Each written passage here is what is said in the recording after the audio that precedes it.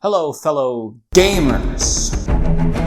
It's me again, your favorite internet roommate. And something I remember being particularly angry at in school was getting questions on tests like, the author wrote, "The blood-stained curtains were a distinct blue today.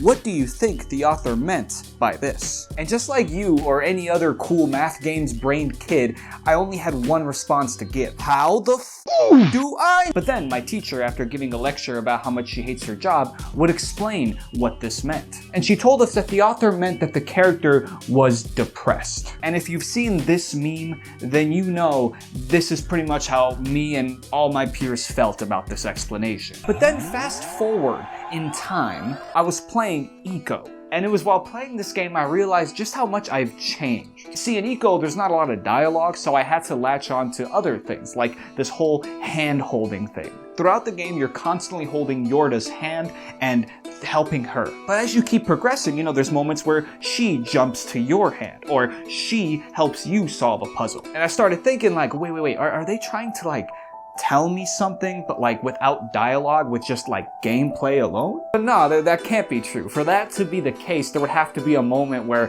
Yorda saves you by holding your hand. Holy shit! I've never in my life felt more like a turbo virgin dork than getting hyped over a video game telling a story through mechanics and not dialogue. And of course, by the end of the game, Yorda, who we were helping and saving throughout the whole game, saves us. And because this was a character arc completely done in gameplay, it made me love the game even more and appreciate the characters even more. And while yes, I understand that to me, gameplay and mechanics being intertwined together to tell a story without actually using any dialogue sounds like the coolest shit ever, to someone else might just sound like I'm on some real good silly goop straight from Erykah Badu and they're only listening to me because they're hoping they could get some. Point is, my teacher, your teacher, was kinda right. Much like that book actually saying much more by mentioning those blue curtains, movies are shot in certain ways to convey meanings. Music is composed in certain ways to say something else. And video games can also use these techniques to say something without saying anything at all. This video is about to get real head-ass. So video games have come a long way in terms of, well, everything. It used to be that story in video games would just be a wall of text or some shit in the manual you probably threw away. But now video game storytelling can be as masterful, intricate, and cinematic as any movie can. There's even video games that could be considered as interactive movies. Part of the huge hype for God of War Ragnarock is to see how this game's story is going to progress, how its characters are going to evolve. God of War is actually a great example because if you look at the progression of storytelling throughout the games, it is insane. You get this tragic backstory of this badass Greek motherfucker who only knows two things: killing and fucking.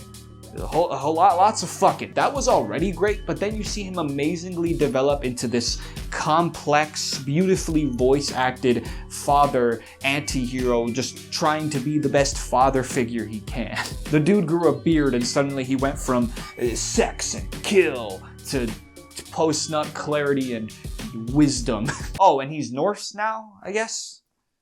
Character development? Storytelling is why games like Last of Us or Red Dead 2 are so loved and revered. It's why games like Witcher 3 can have a just the story mode option, or a game journalist mode, if you will, because the game is too hard, I can't do it. Because now video games can tell these masterpieces of stories that can even rival filmmaking. I still cry every time I rewatch that one cutscene with Aunt May in Spider-Man PS4. Oh, fuck. Ugh, you're a little bitch. Stop. You're a little bitch. You're a little bitch. Sorry, I was just at the Onion Festival. They were cutting a lot of onions. And if you're particularly into stories about grizzled anti-hero dads learning to be better father figures, video games has a lot of those for some reason. While storytelling in gaming has extremely progressed, I feel at times critics or fans or Game Awards, really anybody, give this idea that the best way or sometimes the only way a game can tell a story is in that more traditional sense. You know what kind of storytelling I'm talking about. We've gotten a lot of them recently. It's usually heavily guided, you're following a certain path so that the story can play out how it needs to.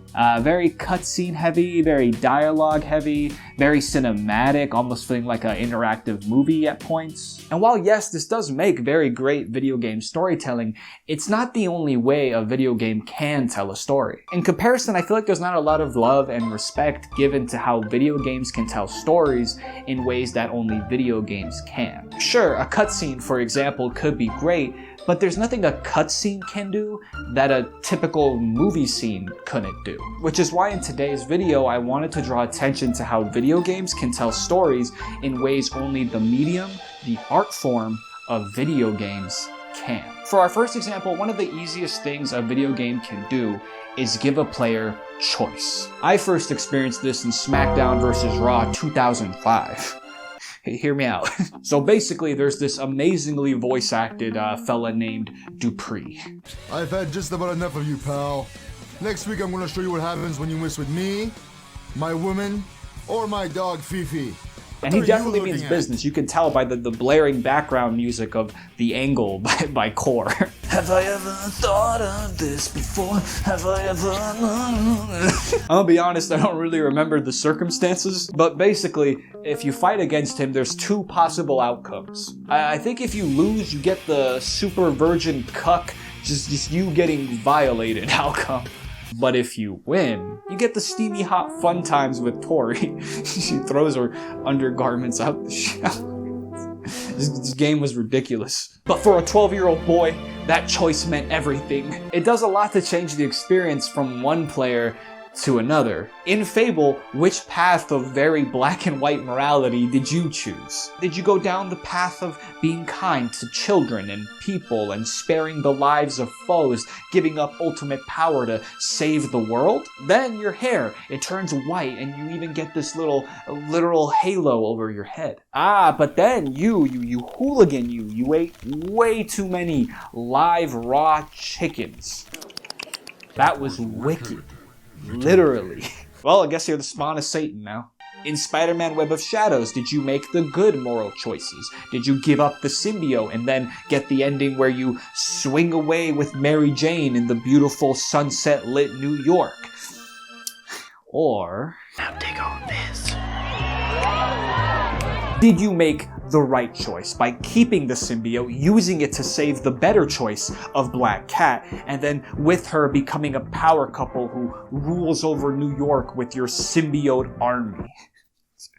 This game was crazy. It's something only video games can really do. Could you imagine watching a movie or TV show and being able to decide what happens next? Say yes, say yes, say yes, say yes, say yes, say yes, say yes, say...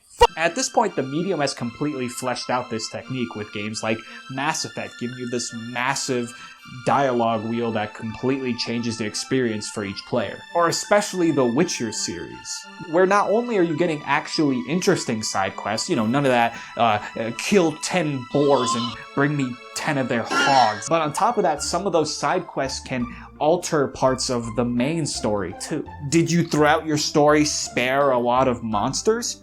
Good. Now these ones won't fight you. I will never forget my first time playing Chrono Trigger. Okay, so there was this, what I thought was very insignificant moment at this fair. I bump into this character. Obviously, this is going to be a character interaction. Oh, but she dropped an item. Let me go pick that up first, and then I'll talk to her. It turns out she's a princess, so then I get sent to trial because they thought I stole her or something. But then I shit myself because that insignificant moment was used against me in court. Like, legit. They were like, but you see, our witnesses say this is hooligan, this scoundrel, after bumping into the princess, didn't help her up. First thing he did was grab the thing that fell out of her pocket.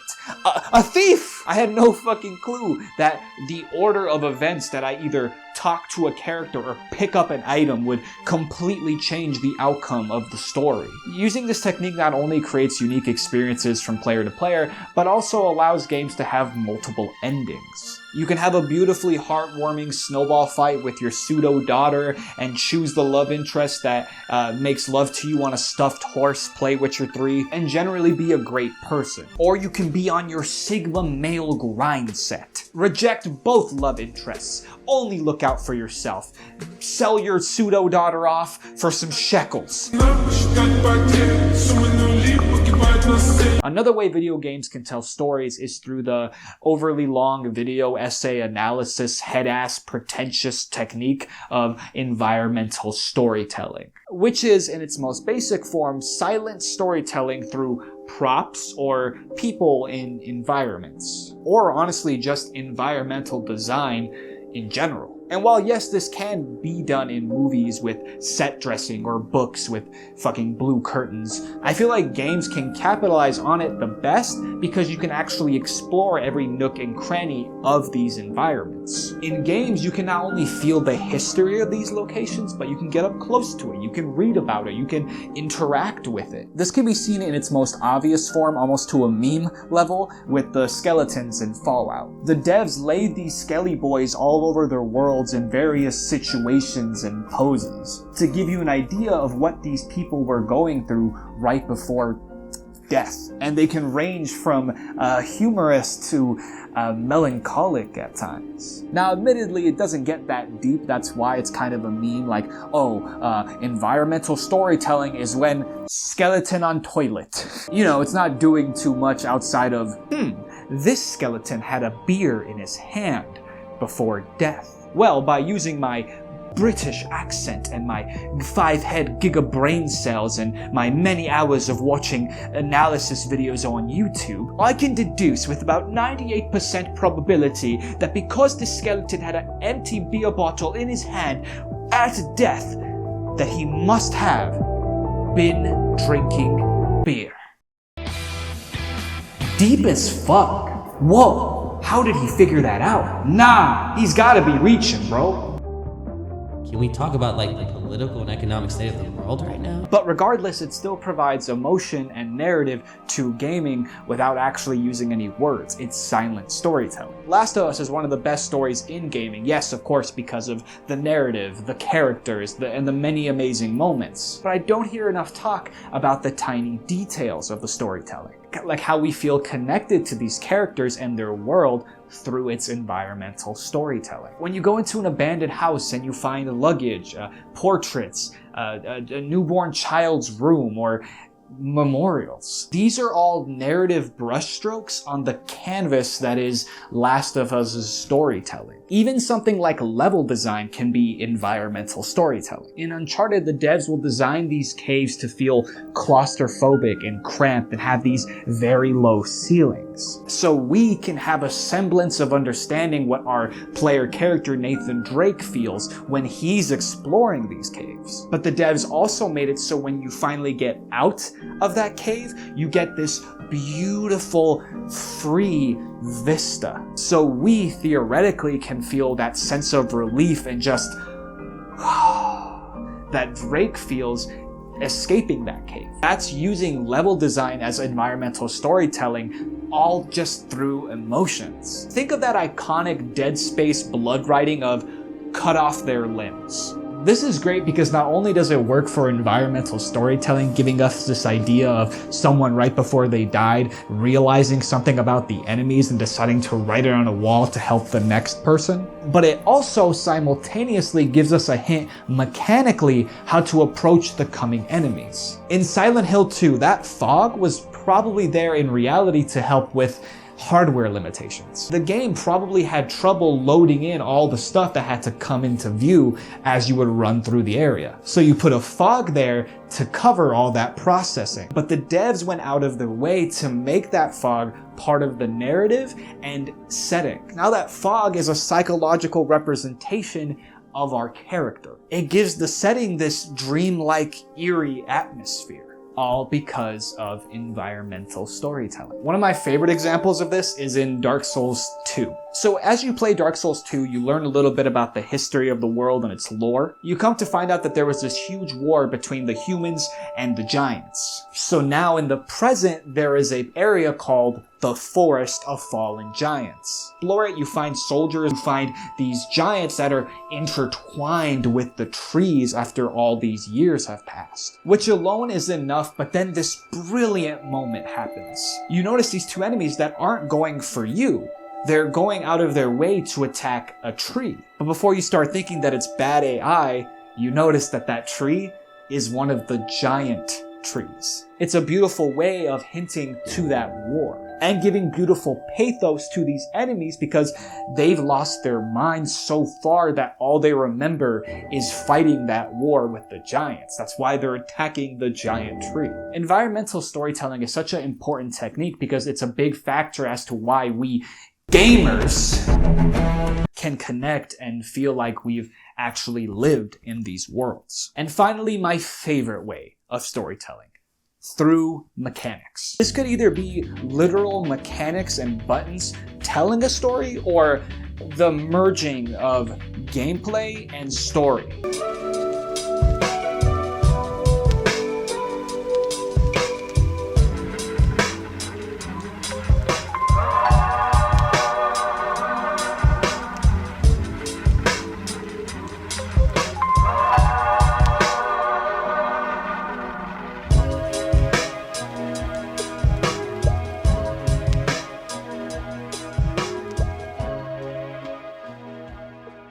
One of the oldest examples of this is from a game that I've never played, but I read about and I think is fucking cool, so I'm gonna tell you about it. So there's this game called Missile Command. It came out for the Atari in 1980. And just by looking at it, you might not think that, there's not really narrative here. It's just you protecting these cities and these supplies using missiles against these nukes coming down. But all of this gameplay is narrative. The creator himself, David Thurier, said he made this to show his experience of what living around the time of the Cold War was like, when the cities around where he lived were getting attacked. That's why in the game, you're only getting attacked. You're not playing offense, you're constantly playing defense. You are simply just trying to survive. At the beginning of development, all these cities had names, but then he wiped that and made them have no names so that any player can project their cities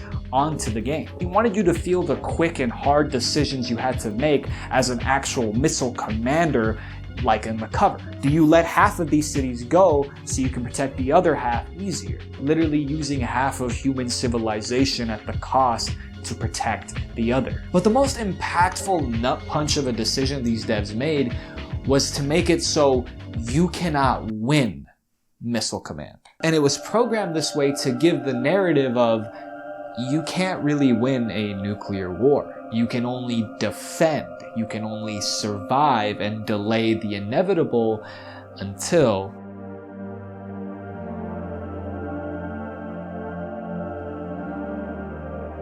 And unlike other games, it doesn't end with a game over, it ends with the end. This was also put in to give you the narrative idea of no one really wins a nuclear war. There's nothing left. I love this because even though this game is so old and it kind of just looks like lines and circles, this technique allows it to still tell a narrative, a story, without a single line of dialogue. The more I do these videos, I really come to realize just what type of nerd I am.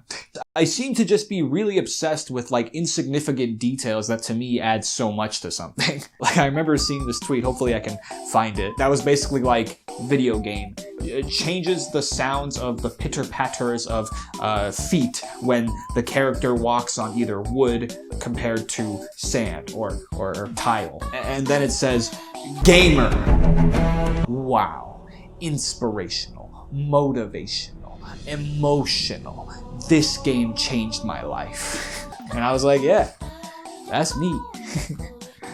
I should be spit on. Another game that does this beautifully is BioShock. So a lot of games, especially in this time, were very linear. And usually there was no reason behind that. It was just, well, it's a video game, they're linear. But something BioShock did was make the game being linear make sense within the narrative. Big spoiler for the first BioShock game. If you haven't played it, just kind of hover over the thing until you see a little image of me actually squatting.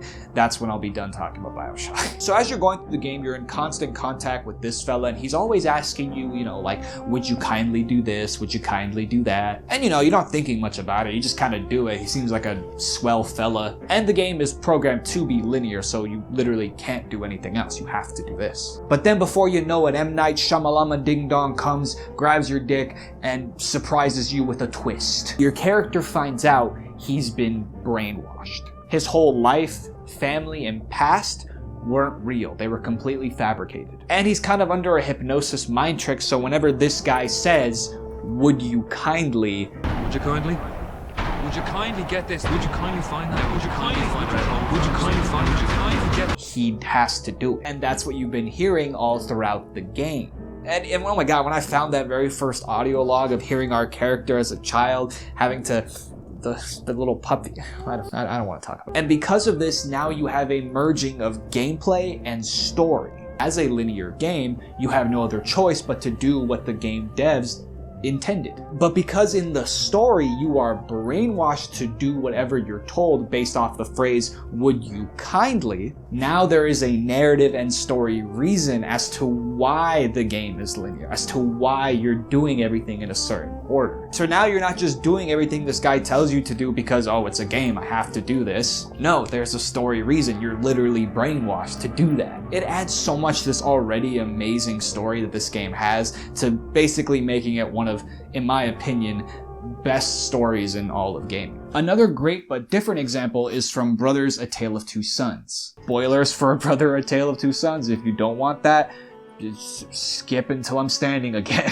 So in this game you play as two brothers and you have to move each of them with a different analog stick. Little brother moves with one analog, big brother moves with the other. And the little brother is scared to swim, so whenever you get near water, you have to have the little brother run up on the big brother's back and then he will carry him for the rest of the way. Eventually the big brother dies, and after his death, you can only play as the little brother. But this also means gameplay-wise, you're only playing with one of the analog sticks. But then there comes a moment where once again, there's water. And once again, little brother's scared. If you try to go into the water, it won't work. Unless you use the other analog stick that was the older brother's analog stick. That is the only way you can actually swim. Them making it so you have to use the analog stick that belonged to the older brother to swim.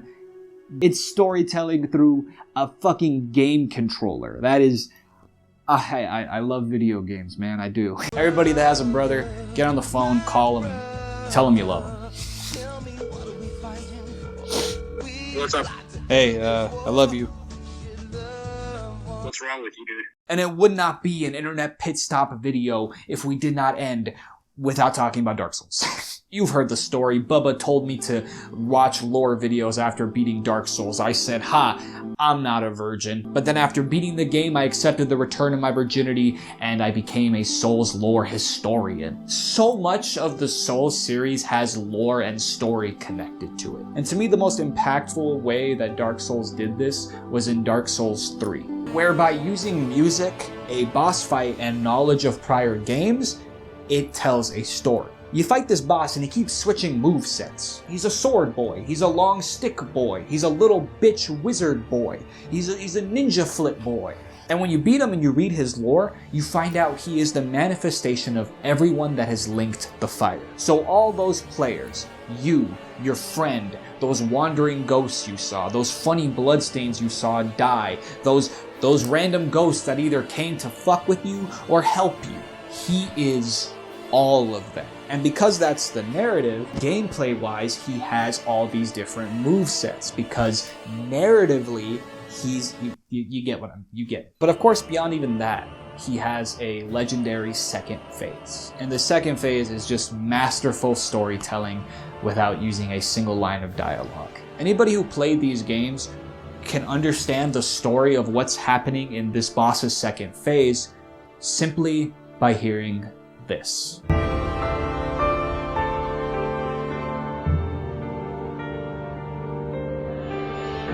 He becomes the first person ever to link the bonfire. He becomes the man who basically created these worlds, who committed the first sin. He becomes Gwyn, Lord of Cinder. And because he's at his peak of his power, this time you can't parry him like you could in the first game. And again, nobody outright tells you that. But if you play Dark Souls 1 and now you're playing Dark Souls 3, you understand it. Not only because of the soundtrack, but because even if you look at his moveset, it's the exact same. It's a beautiful swan song to a 3-part series, and all of that, all of the lore, all of the storytelling, all that narrative was said without a single line of dialogue, a single cutscene.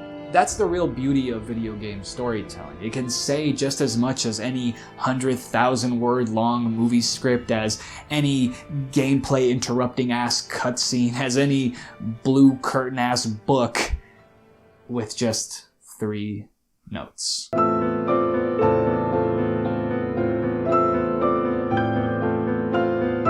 When you mix gameplay and story, it doesn't even feel like you're playing a game anymore at times. The more you get rid of that line between gameplay and story, the closer you get to creating a separate universe. The more the characters in the world will feel real. And to some that might sound stupid and lame, but hey, I'm just a nerd with an opinion. It's funny, I wrote this script like a couple years ago, but I decided to, fully flesh it out and actually do it because I kept seeing criticism for Elden Ring getting Best Narrative in the Game Award. And I get why people are criticizing it, because it doesn't do the more traditional and what people see as typical video game storytelling. Oh, it doesn't have millions of words of dialogue. Oh, it doesn't have cutscenes that interrupt my gameplay. Oh, it doesn't basically be a movie. It's not real storytelling. And sure, it is easier to understand that kind of storytelling compared to reading a bunch of lore and then trying to piece puzzles together and then inferring on things and then just giving up and watching a bunch of Vati video. And yeah, you have to pay attention more to understand it. At the end of the day, it's still storytelling. And it's a storytelling in a way that only video games can. Which is why we shouldn't criticize it. Both of these storytelling methods are great and can coexist. Dark Souls has a great story, Last of Us has a great story, Elden Ring has a great story, God of War has a great story. They just tell them differently. We can appreciate both for different reasons. What I like about the way Fromsoft tells stories, and really all these techniques I talked about today, is that they allow games to tell stories in completely unique ways that only video games can tell a story as a medium. I hope in the future we continue to see more unique ways of video game storytelling, because it really does give video games as a medium its own identity. And more importantly, it gives nerds like me big old chubs in our pants. If you're still here, thank you so much for watching my video. Please leave a comment to your favorite video games that tell stories in unique ways, or a moment in a game that used a unique way of storytelling. If you're new here and you like what I do, you can always leave me a like and a subscribe. But most of all, thank you so much for coming to this little pit stop on the corner of the internet. Peace.